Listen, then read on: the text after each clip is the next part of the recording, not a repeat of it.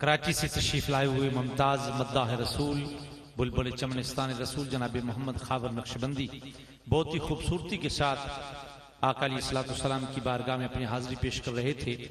جس طرح کہ میں نے آغاز میں عرض کیا، ہمارے بہت ہی محسن اور حضرت بر امام سرکار رحمۃ اللہ تعالی علیہ سے محبت کرنے والے، دنیا میں کروڑوں لوگ بسنے والے ہیں، ان سب کے محسن ہیں سینیٹر محمد اسحاق ڈار صاحب اجویری، بڑی دیر سے تشریف فرما ہے۔ انہوں نے وہ دعائیں سمیٹی ہیں صاحبزادہ راجہ سرفراز اکرم صاحب دامت برکاتہم العالیہ نے اور سینیٹر محمد اسحاق ڈار صاحب نے، کہ آج دنیا کے کونے کونے میں بر امام سرکار رحمت اللہ تعالی علیہ اور دربار عالیہ مانسر شریف کے عقیدت مند دنیا کے جس کونے میں ہیں، ان دونوں شخصیات کے لیے دعا کر رہی ہیں۔ اللہ تعالیٰ ان کا سایہ صحت کے ساتھ ہمارے سروں کے اوپر دیر قائم اور دائم فرمائے۔ بڑی محبت سے محمد خاور نقشبندی کو یہ دونوں ہمارے بزرگ شخصیات سماعت کر رہی تھی، میں ان کا انتہائی شکر گزار ہوں۔ بہت خوبصورتی سے انہوں نے پڑھا۔ ہمارے اس پروگرام میں بین الاقوامی شہرت یافتہ مذہبی اسکالر، عالم دین، محقق، فخر السادات حضرت قبلہ صاحبزادہ پیر سید حامد فاروق شاہ صاحب بخاری دامت برکاتہم العالیہ تشریف رکھتے ہیں۔ میں آپ کی خدمت میں درخواست گزار ہوں، تشریف لاتے ہیں اور اپنے خطاب سے ہمیں نوازتے ہیں۔ صاحبزادہ والا شام ممتاز عالم دین محقق حضرت علامہ صاحبزادہ پیر سید حامد فاروق شاہ صاحب بخاری۔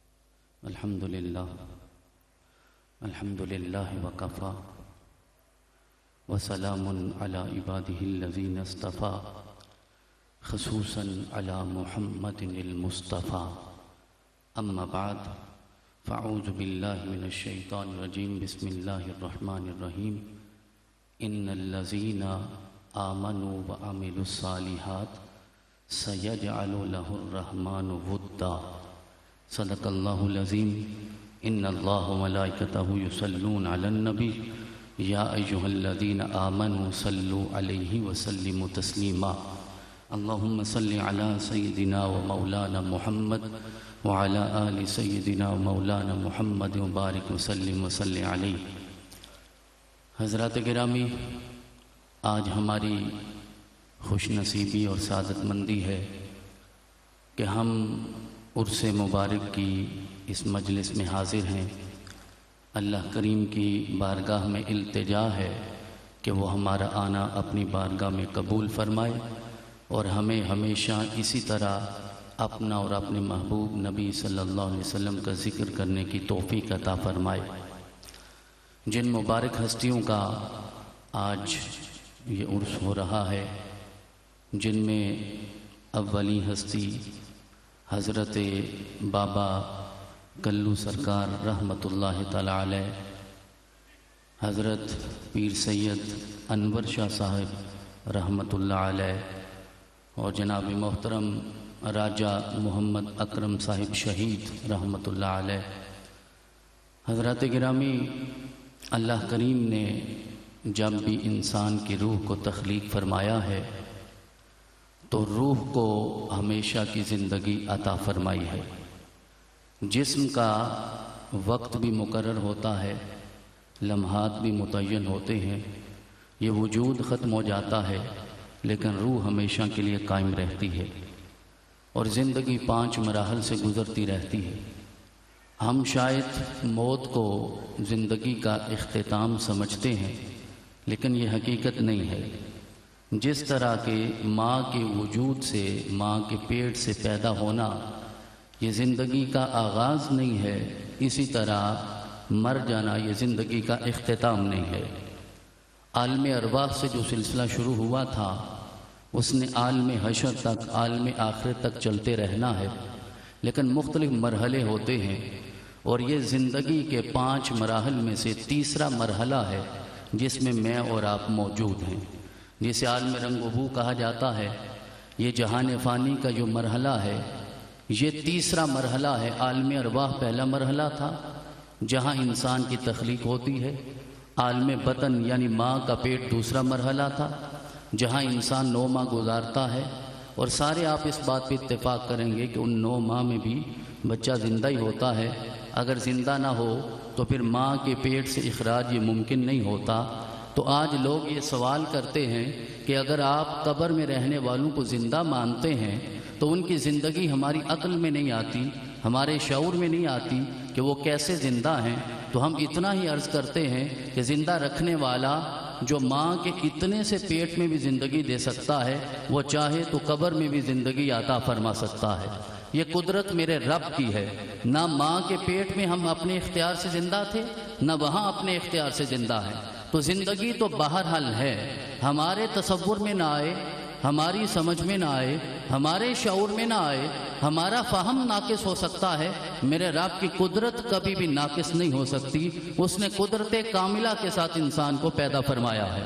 پھر یہ تیسرا مرحلہ ہے، یہاں جتنا وقت مقرر ہوگا ہم گزار کے یہاں سے بھی رخصت ہو جائیں گے۔ پھر قبر کی زندگی چوتھا مرحلہ ہے، جسے ہم عالم برزخ کے ساتھ تعبیر کرتے ہیں۔ پھر وہاں سے بھی اٹھایا جائے گا اور آخرت میں اللہ کی بارگاہ میں پیش کیا جائے گا۔ پھر اس دن صرف یہی فیصلہ ہوگا، برود محشر کو فقط ایک ہی ایجنڈا ہوگا، ایک ہی نقطہ ہوگا، جو مصطفیٰ کا غدار ہے وہ جہنم میں جائے گا، جو وفادار ہے وہ جنت میں جائے گا۔ اس دن صرف یہی فیصلے ہونے ہیں، باقی میرا رب تو سب جانتا ہے۔ ہماری نمازوں کو، ہمارے روزے، ہماری زکوٰۃ، ہمارے حج، احکام شریعت پہ عمل کرنا، میرا رب سب کچھ جانتا ہے۔ لیکن اس دن میرے رسول کو مقام محمود پہ بٹھایا جائے گا، مقام شفاعت پہ بٹھایا جائے گا۔ صحابہ نے عرض کیا تھا آقا یہ مقام محمود کیا ہے؟ تو آپ نے فرمایا محفل حشر سج جائے گی، جناب آدم سے لے کر آخری انسان تک سارے وہاں موجود ہوں گے۔ میرا رب اپنی شیان شان کرسی صدارت کے تشریف فرما ہوگا۔ میرے رب کی کرسی صدارت کے دائیں جانب ایک نور کا منبر بچھایا جائے گا، وہاں آمینہ کے لال جلوہ گر ہوں گے۔ ہر انسان آئے گا، نامہ اعمال کھلے گا۔ میرا رب نامہ اعمال نہیں، مصطفیٰ کا چہرہ دیکھے گا۔ آقا جس کے لیے اشارہ کریں گے میرا رب اسی کو مغفرت عطا فرما دے گا۔ تو یہ اسی دن کی تیاری کے لیے اس جہان کو سجایا گیا ہے۔ میرا رب جو اتنی طاقت رکھتا ہے، وقت نہیں ہے کہ بات تفصیلات کے ساتھ بیان کی جائے، اور حضرت قبلہ شاہ جی نے بڑا ہی باعظمت بیان فرمایا ہے ہمارے سامنے، اولیاء کی شان کو بیان فرمایا ہے۔ لیکن ہم نے اب نکات کی صورت میں اس مسئلے کو سمجھنا ہے۔ جو میرا رب یہ طاقت رکھتا ہے کہ وہ تلواروں کے سائے سے شب ہجرت میں، تلواروں کے سائے میں مصطفیٰ کریم کو زندہ نکال سکتا ہے، وہ اگلے لمحے میں مدینہ بھی پہنچا سکتا تھا۔ لیکن ہجرت کے سفر میں غار ثور میں سراقہ بن مالک کے آگے مصطفیٰ کریم کو محفوظ پہنچا کر یہ بتانا تھا کہ ہم نے دیکھنا یہ ہے کہ زندگی میں کون انسان مصطفیٰ کا وفادار ہوتا ہے، کون غدار ہوتا ہے۔ جو وفادار ہوگا وہ مرنے کے بعد بھی رب کی دی ہوئی طاقت سے ہمیشہ کے لیے زندہ ہو جائے گا۔ آج لوگ اعتراض کرتے ہیں کہ شاید عرس کرنا بھی کوئی مناسب بات نہیں ہوتی، کہتے ہیں عرس نہیں کرنا چاہیے، جو مر گئے ہیں، جو ختم ہو گئے ہیں تو عرس کرنے کی کوئی ضرورت نہیں ہے۔ میں صرف ایک جملہ عرض کرتا ہوں کہ جو مر جائیں ان کا تو عرس نہیں کرنا چاہیے، لیکن جن کا عرس ہوتا ہے جان جاؤ وہ مرے نہیں، اللہ نے ہمیشہ کے لیے زندہ کر دیے۔ عرس تو خوشی کے ساتھ تعبیر ہوتا ہے نا، تو ہم اولیاء کی بارگاہ میں حاضر کیوں ہوتے ہیں؟ اتنا سفر کر کے کیوں حاضر ہوتے ہیں؟ وہ اس لیے آج تو 4G اور 5G کی کنیکٹیویٹی کا زمانہ ہے۔ جتنا ہم 3G 4G 5G کے قریب ہوتے ہیں نا، تو اتنا ہی ڈاؤن لوڈ کرنا بھی آسان ہو جاتا ہے، اپنی منزل تک پہنچنا بھی آسان ہو جاتا ہے۔ جتنا وائی فائی سے یا کنیکٹیویٹی سے دور ہوتے چلے جاتے ہیں اتنا آپ کی منزل تک پہنچنا مشکل ہوتا چلا جاتا ہے۔ آج تو ہم نیویگیشن نہ ہو تو یہاں تک پہنچنا ممکن نہیں ہوتا، لمحہ لمحہ ہمیں کنیکٹیویٹی چاہیے ہوتی ہے۔ جتنا کنیکشن مضبوط ہوگا اتنی انسان کی تاثیر مضبوط ہوگی۔ تو اولیاء کی بارگاہ میں حاضر ہونے کا مقصد بھی یہ ہے، سال بعد ایک دن اس لیے حاضر ہوتے ہیں کہ پورے سال میں شاید ہمارا کنیکشن کمزور ہو جاتا ہے۔ ایک 3G کا کنیکشن ہے، ایک 4G کا کنیکشن ہے، ایک 5G کا کنیکشن ہے، اور ایک میرے اللہ جی نبی کا کنیکشن ہے تو اس کنیکشن سے جڑنے کے لیے ہم ان ہستیوں کے قریب آتے ہیں. جتنا قریب ہوتے چلے جاتے ہیں میرا رب بلا حجاب اپنا نقاب بھی عطا فرماتا ہے, نقاب اٹھا کر دیدار بھی عطا فرماتا ہے, عنایات بھی عطا فرماتا ہے. اور وہ ساری منزلیں جو شاید فقط الفاظ پڑھنے کے ساتھ ہماری حاصل نہیں ہوتی, ان ہستیوں کی بارگاہ میں آ کر ان کے قدموں پہ سر رکھتے ہیں. میرا رب انسان کے سارے حجابات دور کر کے روحانیت کی ساری منزلیں طے کروا دیتا ہے. تو اس لیے ہم یہاں حاضر ہوتے ہیں تاکہ ہمارا رشتہ مضبوط ہو, ہمارا ربط قائم ہو. تو یہ وہ ہستیاں ہیں. کوئی بھی انسان ہے قبر میں جا کر وہ زندگی گزارتا ہے, وہ زندہ ہوتا ہے, لیکن زندگی کی کیفیات مختلف ہوتی ہیں. آپ اس دنیا میں دیکھیے کوئی بھی انسان ایسا نہیں ہے جو ہمیشہ کے لیے آیا ہو, ہر ایک یہاں سے چلا گیا ہے. لیکن موت کے فلسفے نے ہمیں یہ بتایا ہے کوئی دنیا میں آتا ہے اور جب مرتا ہے تو نمرود کی طرح جاتا ہے, کوئی جناب ابراہیم کی طرح جاتا ہے, کوئی فرعون کی طرح جاتا ہے, کوئی جناب موسیٰ کی طرح جاتا ہے, کوئی ابو جہل ابو لہب کی طرح جاتا ہے, کوئی میرے اور آپ کے آقا جناب محمد رسول اللہ کی طرح ظاہری پردہ کرتا ہے. اور کربلا کے میدان میں جناب امام حسین نے موت و حیات کا فلسفہ یہ سمجھایا ہے کہ کوئی مرتا ہے تو یزید کی طرح مرتا ہے, اور کوئی شان سے سر کٹواتا ہے تو حسین کی طرح کٹواتا ہے. لہذا جان جاؤ اگر جینا ہے تو علی کی طرح جینا سیکھو, اور مرنا ہے تو حسین کی طرح مرنا سیکھو.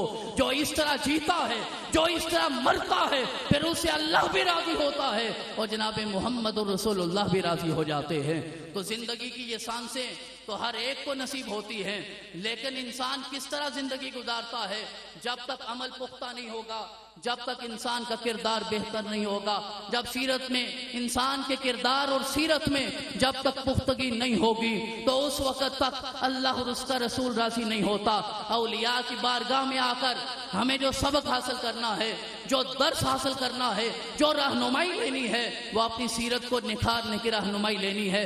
دیکھیے ہم واعظ و تبلیغ کرتے ہیں, تقریریں ہوتی ہیں 2-2 گھنٹے ہوتی ہیں, یہ اب لائیو چل رہا ہے, پوری دنیا میں دیکھا جا رہا ہے. لیکن کردار میں وہ طاقت ہوتی ہے کہ جس میں تقریر کی بھی ضرورت نہیں ہوتی, جس میں تحریر کی ضرورت نہیں ہوتی, صرف انسان کا چہرہ دیکھنے کے ساتھ ہی میرا رب دل کی دنیا کو بدل دیتا ہے. میں ایک واقعہ عرض کرتا ہوں. حضرت امام محمد بن حسن الشیبانی رحمت اللہ علیہ, یہ فقہ حنفی کے تیسرے بڑے امام ہیں. آپ ایک دن رستے سے جا رہے تھے, کسی غیر مسلم نے چہرہ دیکھا, صرف چہرہ دیکھتے ہی اس کی زبان پہ کلمہ جاری ہو گیا.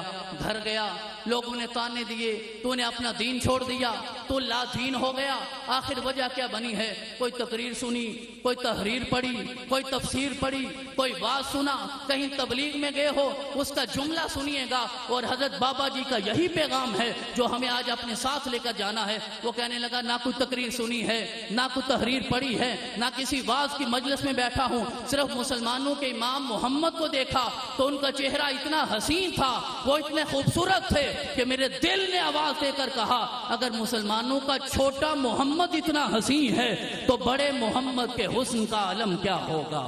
تو یہ کردار ہے.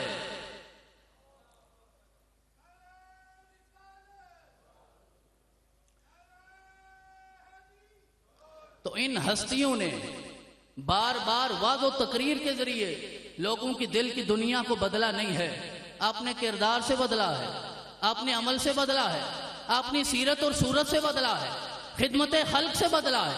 تو وہ کہنے لگا کہ کوئی وجہ نہیں ہے, کوئی بات نہیں سنا, صرف چہرہ یہ بتا رہا تھا کہ اگر مسلمانوں کا چھوٹا محمد اتنا حسین ہے تو بڑے محمد کے حسن کا عالم کیا ہوگا.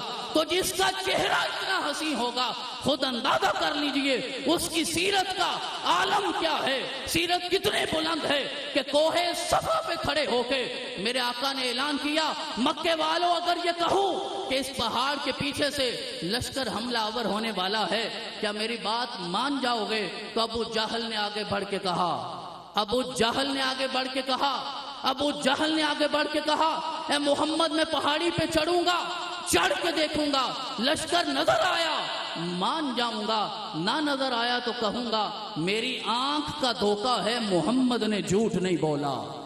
آج ہم جس نبی کے ساتھ نسبت کے دعوے دار ہیں اس نبی نے تو یہی درس دیا ہے کہ زندگی صداقت کے ساتھ گزارنی چاہیے، زندگی امانت کے ساتھ گزارنی چاہیے۔ میرے آقا نے تو مثبت سوچ کا درس دیا تھا۔ میرے آقا نے زندگی میں کبھی بھی کسی معاملے میں رد عمل اور انتقام کو اختیار نہیں کیا۔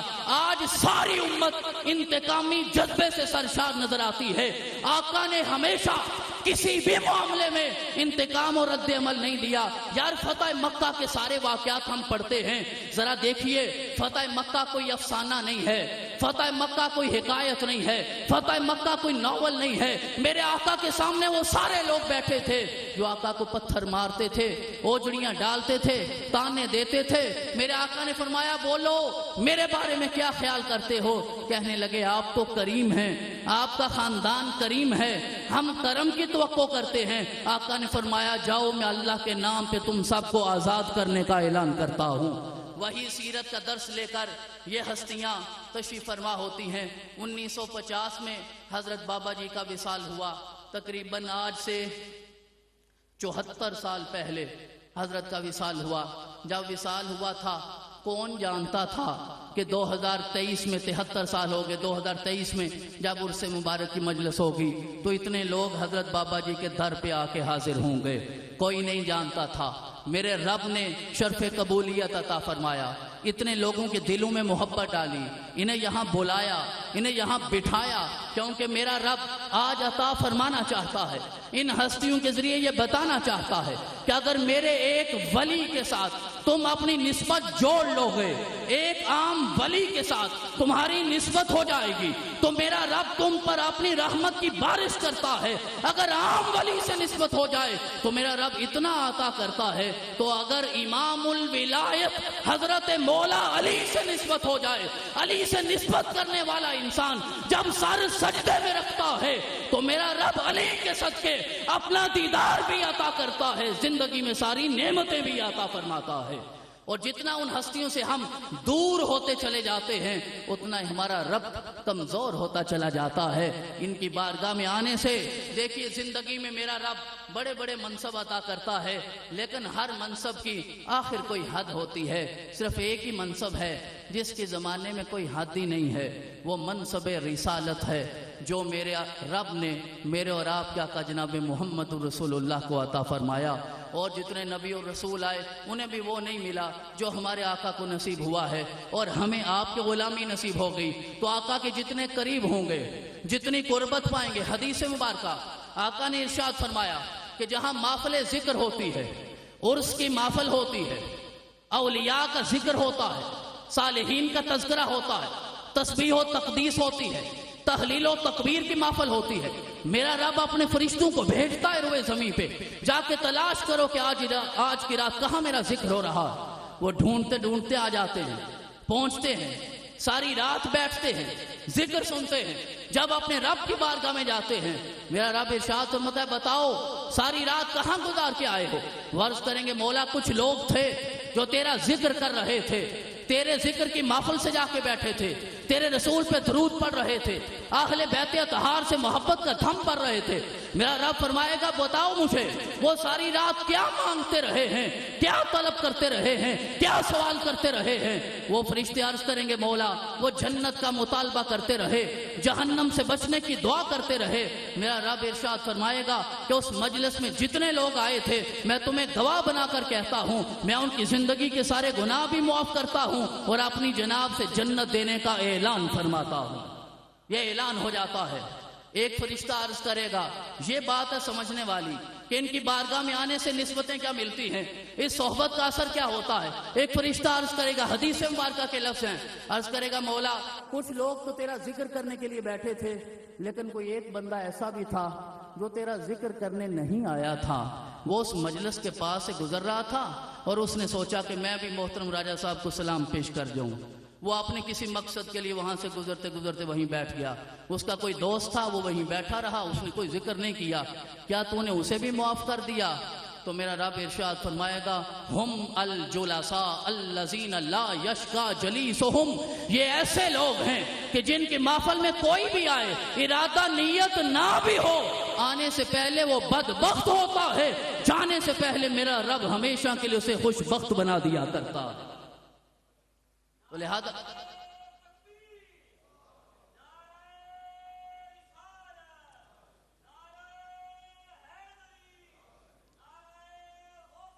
حضرات گرامی، صرف ایک لمحہ ہوتا ہے جو انسان کا مقدر بدل دیتا ہے، وہ لمحہ اللہ سے مانگیے، صدیاں نہیں چاہیے، صرف ایک لمحہ مقدر بدلتا ہے۔ ہارون الرشید کا زمانہ تھا، اپنے تخت پہ بیٹھا ہے اور حضرت امام شافعی بھی سامنے تشریف فرما ہے۔ وہ کہنے لگا کہ آپ دنیا علم کے امام ہیں، شیخ القرآن، شیخ الحدیث، شیخ الفقہ ہیں، میرا ایک سوال ہے۔ آپ نے فرمایا پوچھو۔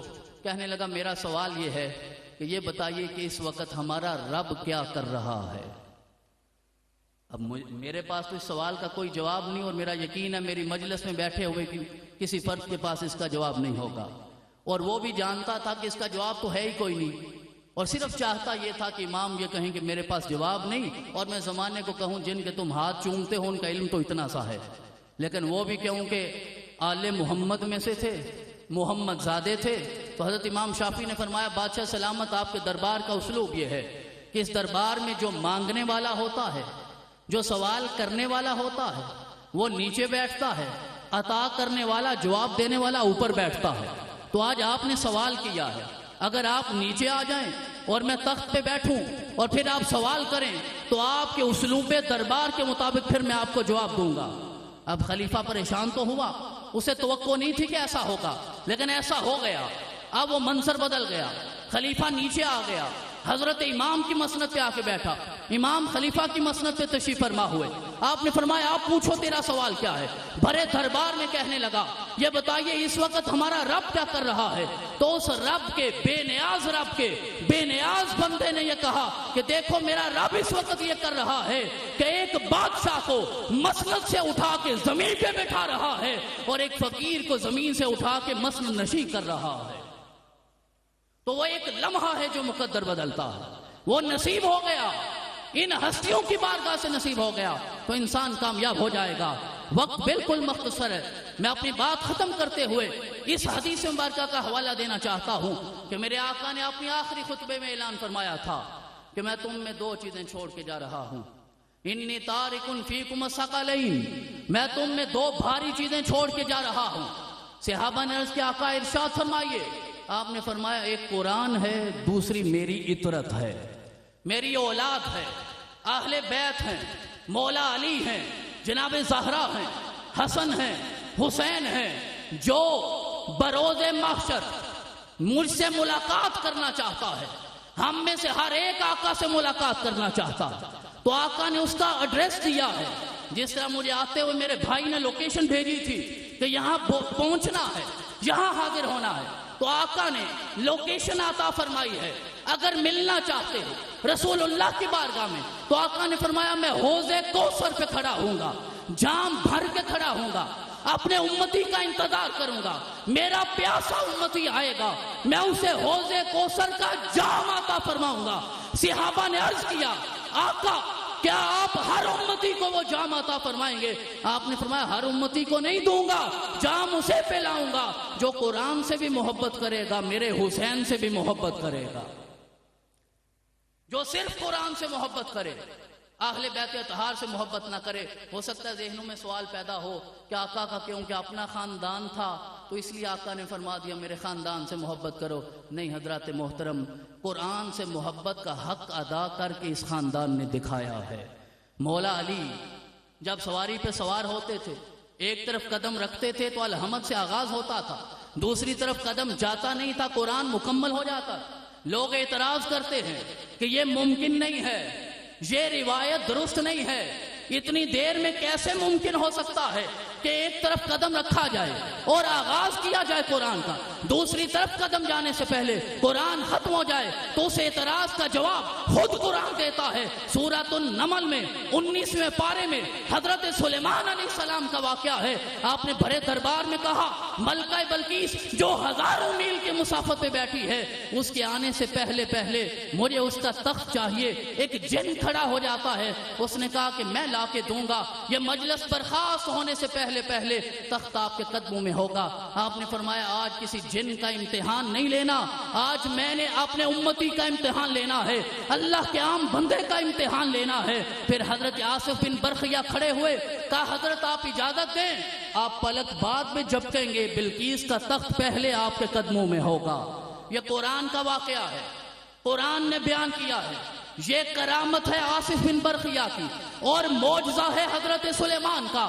اب اس سے استدلال کرتے ہوئے ہم یہ سمجھ سکتے ہیں کہ اگر صاحب زبور حضرت سلیمان علیہ السلام کا امتی جب تخت لا سکتا ہے پلک جھپکنے سے پہلے، تو صاحب قرآن کا امتی جناب مولا کائنات شیر خدا علی المرتضیٰ تو وہ ہیں جنہیں سینے کے ساتھ لگا کر میرے آقا نے اپنے سارے علوم ہی عطا فرما دیے تھے۔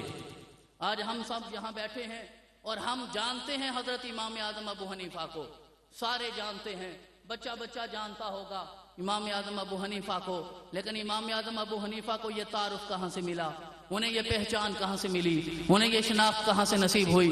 یہ وہ خود ہی ارشاد فرماتے ہیں کہ میں نے 2 سال یا 2.5 سال حضرت امام جعفر صادق کی خدمت کی ہے، اگر وہ نالین نہ اٹھاتا تو آج زمانہ مجھے امام اعظم نہ کہتا۔ تو حضرات گرامی، جس گھر سے جس در سے سب کچھ ملتا ہے ہمیں وہیں حاضر ہونا ہے۔ اور حضرت سیدہ فاطمہ زہرا سلام اللہ علیہا تو وہ ہیں کہ سر سجدے میں رکھتے ہیں، اور سردیوں کی لمبی رات ہے، جب سر سجدے سے اٹھنے کا وقت آتا ہے ادھر بلال فجر کی اذان دیتا ہے اور آپ ہاتھ اٹھا کے اللہ کی بارگاہ میں عرض کرتی ہیں مولا کبھی تو اتنی لمبی رات بنا دے کہ تیری فاطمہ 2 سجدے تو تیری بارگاہ میں پیش کر سکے۔ یہ گھر وہ ہے، یہ خاندان وہ ہے کہ جس سے آپ وابستہ ہوں گے تو میرا رب دنیا کی نعمتیں بھی عطا فرمائے گا، قبر کی آسانی بھی عطا فرمائے گا، اور آخرت کی ساری نعمتیں بھی عطا فرمائے گا۔ اور حضرت امام حسین علیہ السلام نے تو سر ہی کٹوایا تھا، تو سجدے کی کیفیت میں کٹوایا تھا۔ یہ پیغام بھی عرض کرنا چاہتا ہوں کہ ہم سارے اہل بیت سے محبت کے دعوے دار ہوتے ہیں، لیکن حضرت امام حسن تو وہ ہیں کہ جنہوں نے امت کو متحد کرنے کے لیے، امام حسن تو وہ ہیں کہ جنہوں نے اپنے نانا کا دین بچانے کے لیے اپنا حق چھوڑ دیا تھا۔ لیکن آج ہم حسن اور حسین کی محبت کے دعوے دار بھی ہیں، لیکن اپنا تو اپنا رہا، ہم تو دوسروں کا بھی حق چھوڑنے پہ تیار نہیں ہوتے۔ اگر یہ حال ہوگا تو پھر ان ہستیوں کی بارگاہ میں ہم کیسے حاضر ہو سکتے ہیں جس امام نے ساری سجدے میں کٹوایا ہو اور اس کے ماننے والوں نے کبھی سجدہ کیا ہی نہ ہو، تو پھر امام کیسے راضی ہو سکتے ہیں؟ تو اگر ان کو راضی کرنا ہے، اور وہ راضی تو کرنا پڑے گا۔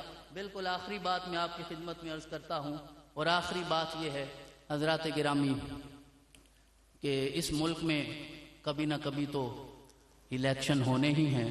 میں مثال عرض کرنے لگا ہوں، اور وہ مثال بڑی براہ راست سی مثال ہے، شاید سارا مسئلہ ہمیں سمجھ آ جائے کہ دیکھیے ہم نے اگر کسی پارٹی کی ٹکٹ لینی ہو تو جب تک اس کے لیڈر راضی نہ ہوں تو آپ کو پارٹی کی ٹکٹ نہیں مل سکتی۔ میں پارٹیوں کے نام نہیں لیتا، لیکن کوئی بھی پارٹی آپ چاہتے ہیں لیکن نہیں ملے گی جب تک وہ راضی نہ ہوں۔ تو اس لیے اس بات کو پیش نظر رکھیے، اگر دنیا میں کسی پارٹی کی ٹکٹ لینے کے لیے اس کے امام کو، اس کے لیڈر کو راضی کرنا پڑتا ہے، تو جنت کی ٹکٹ بھی نہیں مل سکتی جب تک حسن اور حسین راضی نہ ہوئے۔ تو لہذا جانا تو سارے ہی جنت میں چاہتے ہیں اور ان کو راضی بھی نہیں کرنا چاہتے، تو پھر جنت کی ٹکٹ کیسے ملے گی؟ ابھی ہمارے ایمان کی جو سند ہے اس پہ دستخط ہونے ہیں۔ ہمارا المیہ یہ ہے کہ جب ہم ممبر پہ ڈائز پہ کھڑے ہوتے ہیں ہم یہاں جنتیں تقسیم کر کے چلے جاتے ہیں، یہاں دائیں والے جنت میں جائیں گے، بائیں والے کہیں اور چلے جائیں گے، حالانکہ ابھی ایمان کی سند پہ دستخط میرے رسول نے برود محشر کرنے ہیں، اور آقا اسی کی ایمان کی سند پہ دستخط کریں گے جس سے علی بھی راضی ہوں گے، جس سے جناب زہرا بھی راضی ہوں گی، جس سے حسن بھی راضی ہوں گے، جس سے حسین بھی راضی ہوں گے۔ تو آخر میں التجا یہ ہے کہ میرا رب برود محشر ہمیں ان لوگوں میں شامل کرے جنہیں 70,000 لوگوں کو میرے رب نے بغیر حساب کے جنت عطا فرمانی ہے، کیونکہ حساب کتاب شروع ہو جائے تو یہاں ہٹی والے کا حساب پورا نہیں ہوتا، ऑडिटर जनरल का हिसाब पूरा नहीं होता, अकाउंटेंट का हिसाब पूरा नहीं होता, तो नामा माल अल्लाह की बारगाह में खोलें और हिसाब पूरा करके अदल से जन्नत ले लें। वो उन्हीं का काम है जिन्हें मेरे रब ने रसूलुल्लाह का ज़माना अता फरमाया था, वो हमें बग़ैर हिसाब की जन्नत अता फरमाए। और आखिर में मुबारकबाद भी पेश करता हूँ और दिल की था गहराइयों से शुक्रिया भी अदा करता हूँ मेज़बान मजलिस जनाब साहिबजादा राजा सरफराज अकरम साहब का दामद बरकातुहुल आलिया कि आपकी मोहब्बत से आज इस महफ़िल में हाज़िरी का मौका मिला। ये बड़ी सादतमंदी की बात होती है कि मेरा रब औलिया के दर की नौकरी उसे ही नसीब करता है जिससे अल्लाह राज़ी भी होता है, मुहम्मदुर रसूलुल्लाह राज़ी भी होते हैं। अब उनका नाम ही सरफराज है तो हम दुआ करते हैं अल्लाह करीम उन्हें दुनिया में भी सरफराज रखे, आखिरत में भी सरफराजियाँ अता फरमाए और इस उम्मत के दिलों को उन बीमारियों से पाक फरमाए कि जिनकी वजह से हमारा इत्तेहाद टुकड़े टुकड़े होता जा रहा है। जिस तरह जिस्मानी तौर पे हम अवारिस के शिकार हो जाते हैं, कोई ब्लड प्रेशर में होता है, कोई ज़ियाबतीस में होता है, कोई कोलेस्ट्रॉल में होता है, दिल की बीमारियां होती हैं, तो इसी तरह दिल की बातनी बीमारियां हैं जिसमें निफाक होता है, जिसमें बुग़्ज़ होता है। ये हस्तियां वो हैं जिन्होंने यही सिखाया है कि हमारी महफ़िल में आने वाले का दिल ज़ाहिर से भी पाक होता है, बातिन से भी पाक होता है। अल्लाह करीम की बारगाह में इल्तिजा है तो हमारा आना कबूल फरमा। अब मैं गुजारिश करूँगा जनाब मोहम्मद खाबर नक्शबंदी साहब और शहजादा सैफुल्लूह भाई वसीम अब्बास साहब से सलातो-सलाम के लिए सारे अहबाब अदब से खड़े हो जाएं। दोनों अहबाब जो है वो सलातो-सलाम पढ़ाते हैं, उसके साथ इंशाअल्लाह दुआ हो।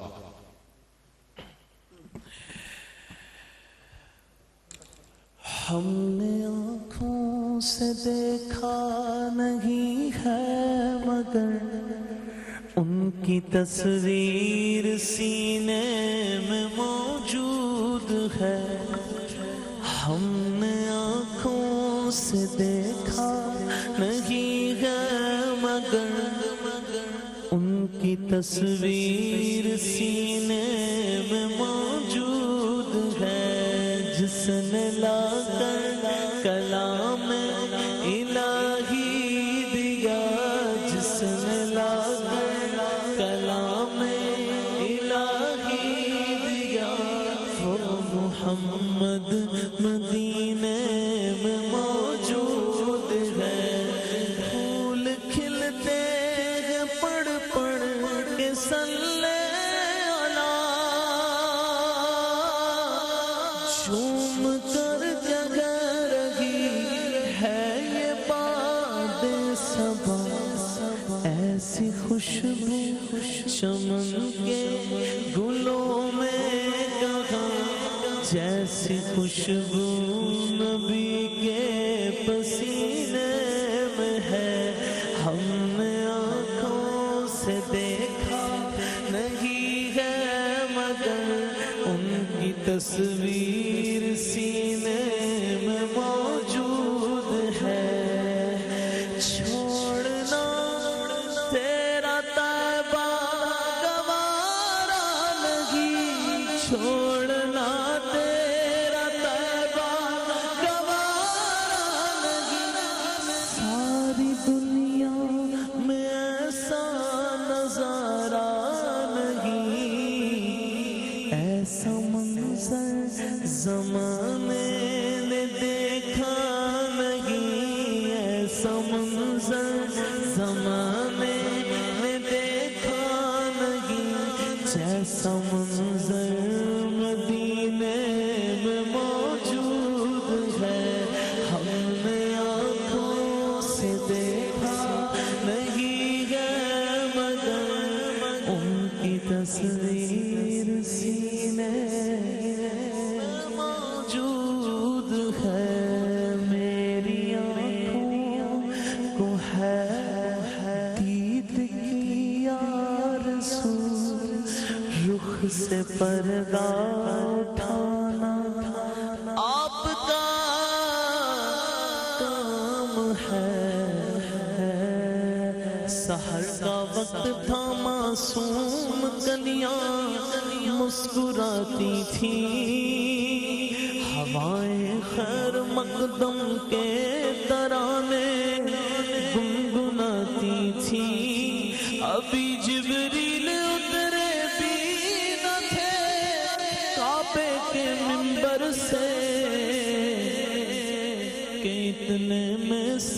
آئی یہ عبداللہ کے گھر سے مبارک گوشہ گھر تو سرا تشریف لے آئے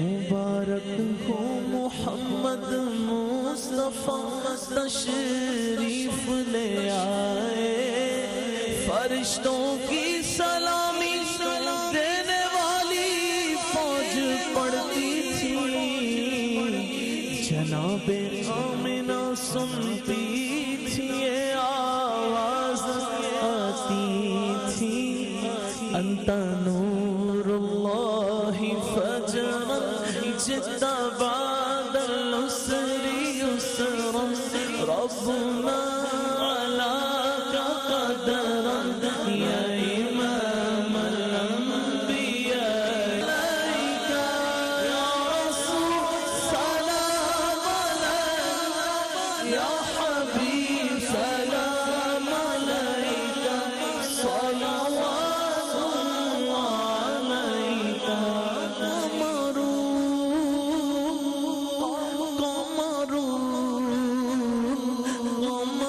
سيدنا النبي Qamar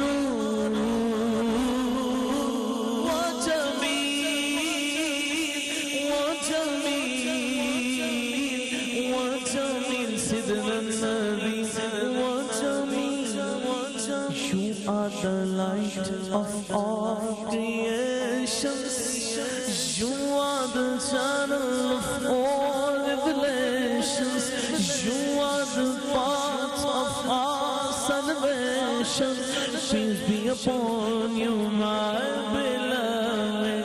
Ya Habibi, Ya Muhammad, Ya Nabi, Salam alayka, Ya Rasul, Salam alayka, Ya Habib, Salam alayka, Salawatullah alayka.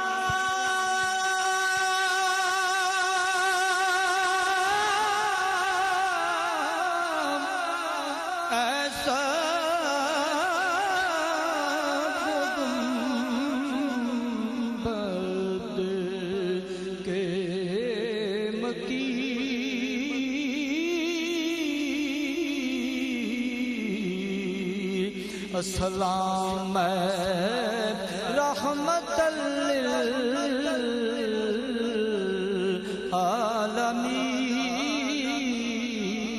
للعالمین یا الہی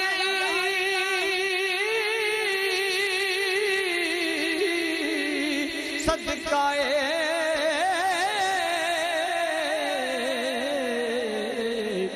آل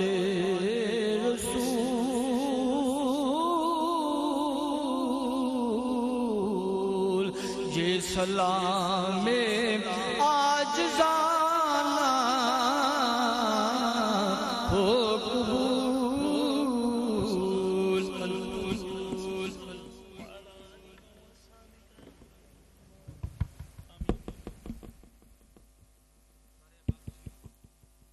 سارے احباب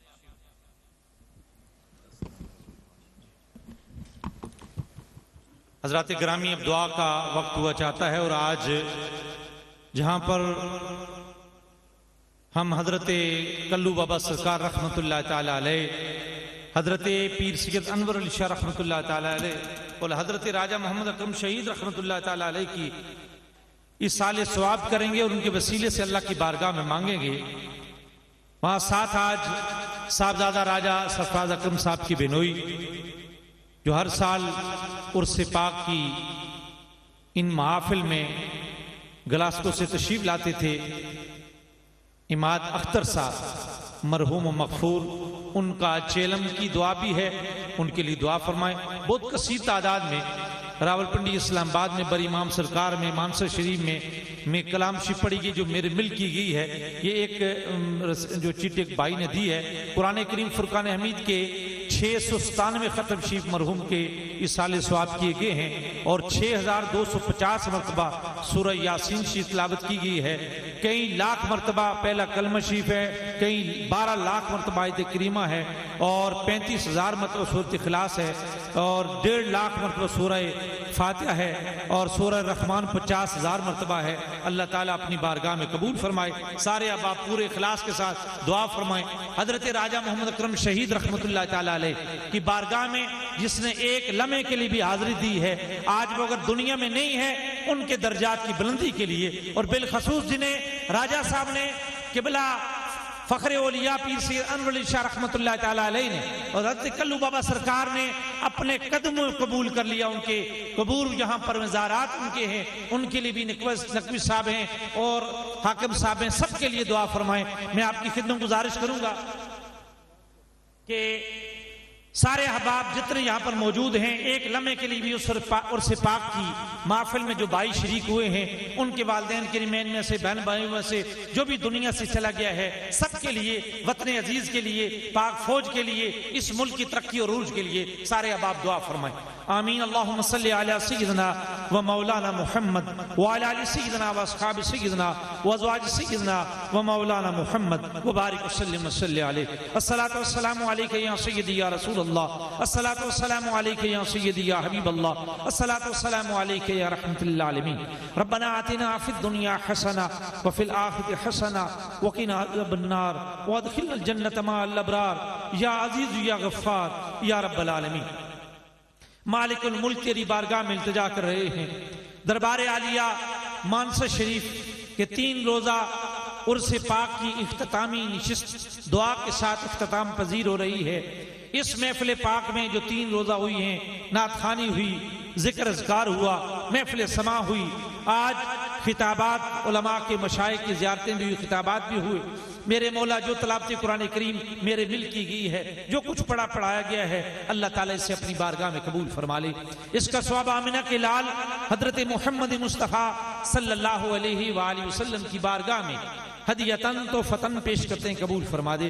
نبی کریم علیہ السلام سے ہوتا ہوا آقا علیہ السلام کے والدین کریمین، انبیاء اکرام، صحابہ اکرام، اہل بیت اطہار، تابعین تبع تابعین، صالحین صالحات، مسلمین مسلمات، مومنین مومنات، بالخصوص پیران پیر سیدنا شیخ عبد القادر جیلانی قطب ربانی محبوب سبحانی علیہ رحمہ کی بارگاہ میں پیش کرتے ہیں، قبول فرما۔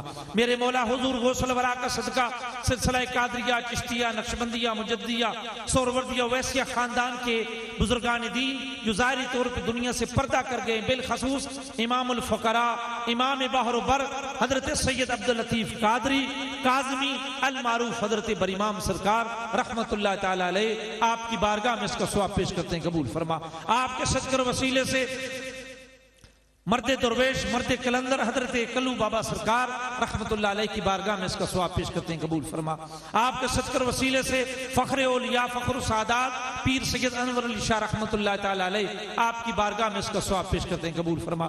آپ کے صدقہ وسیلے سے اس کا ثواب مونس خلق حضرت راجہ محمد اکرم شہید رحمت اللہ تعالی علیہ جو ساری زندگی امام بحر و بر کے حضرت برامام سرکار رحمت اللہ علیہ کے مہمانوں کی خدمت کرتے رہے اور حضرت کلو بابا سرکار اور حضرت پیر انور علی شاہ رحمت اللہ علیہ کے پاس آنے والے مہمانوں کی خدمت کا فریضہ سر انجام دیتے رہے اور اپنے بعد اپنے جانشین کو، اپنے ولی عہد کو، صاحبزادہ راجہ سرفراز اکرم صاحب کو یہ ذمہ داری سونپی ہے جو بڑی سرکار کے مہمان ہیں یا کلو بابا سرکار کے مہمان ہیں، ان کی خدمت کی ذمہ داری ان کے سر آئی ہے۔ اللہ تعالیٰ حضرت راجہ صاحب شہید رحمت اللہ علیہ کی میرے مولا درجات بلند فرما دے۔ ان پاکان امت کا صدقہ اور وسیلہ صاحبزادہ راجہ سرفراز اکرم صاحب کے بینوئی بھائی اماد اختر صاحب جن کا آج ختم چیلم بھی ہے، مرحوم کی روح کو اس کا ثواب پیش کرتے ہیں، قبول فرما دے۔ اللہ تعالیٰ ان کی بخشش و مغفرت فرما دے، اللہ ان کے درجات بلند فرما دے۔ رفیق شاہ صاحب کے صاحبزادے مرحوم کی روح کو اس کا ثواب پیش کرتے ہیں، قبول فرما دے۔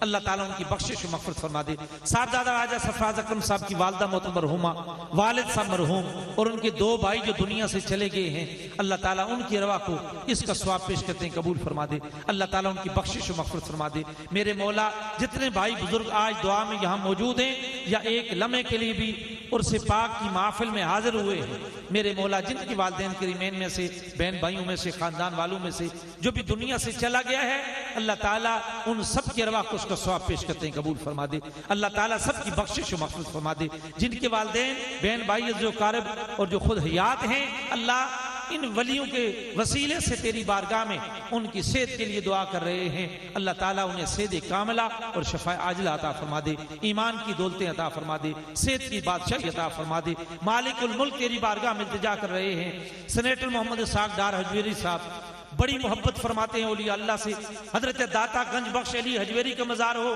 امام بحر بر امام الفقراء حضرت بر امام سرکار کا مزار ہو، یا حضرت راجہ محمد اکرم شہید رحمت اللہ علیہ اور حضرت پیر انور علی شاہ رحمت اللہ علیہ، حضرت کلو بابا سرکار رحمت اللہ علیہ ہوں، میرے مولا بڑی محبت اور بڑی عقیدت کے ساتھ وہاں پہ حاضری دیتے ہیں، اللہ تعالیٰ انہوں نے اور حضرت صاحبزادہ راجہ سرفراز اکرم صاحب نے دنیا میں کروڑوں لوگ جو مسلمان اولیاء اللہ سے محبت کرنے والے بس رہے ہیں، ان کے دل جیت لیے ہیں، میرے مولا انہیں میرے مولا ترقیاں عطا فرما دے، میرے مولا انہیں ترقیاں عطا فرما دے، اور میرے مولا تیری بارگاہ میں التجا کر رہے ہیں، مالک الملک جتنے بھائی یہاں موجود ہیں، ہماری بہنیں مائیں بہنیں بیٹیاں پردے میں موجود ہیں کثیر تعداد میں، اللہ سب کی دلی دعاؤں کو اپنی بارگاہ میں قبول فرما دے، اللہ سب کی حاجتوں کو دور فرما دے، اللہ سب کی تمناؤں کو پورا فرما دے، مالک الملک ہمارے وطن پاکستان کی خیر فرما دے، اللہ تعالیٰ پاک فوج کی حفاظت فرما دے، شہدائے پاکستان کے درجات بلند فرما دے، جو میرے مولا اس مٹی کے لیے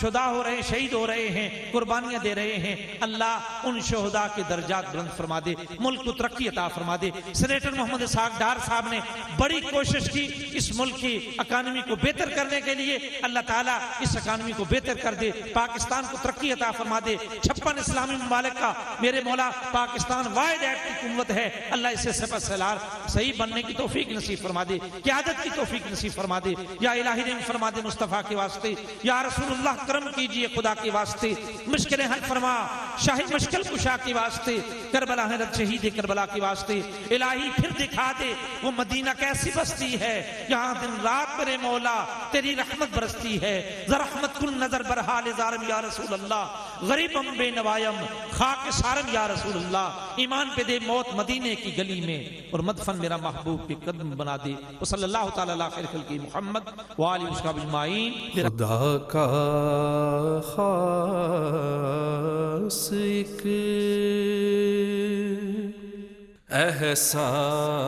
احسان ہے،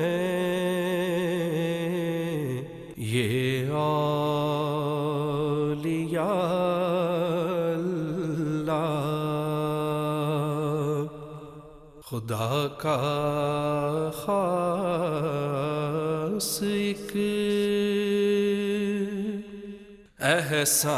احسان ہے،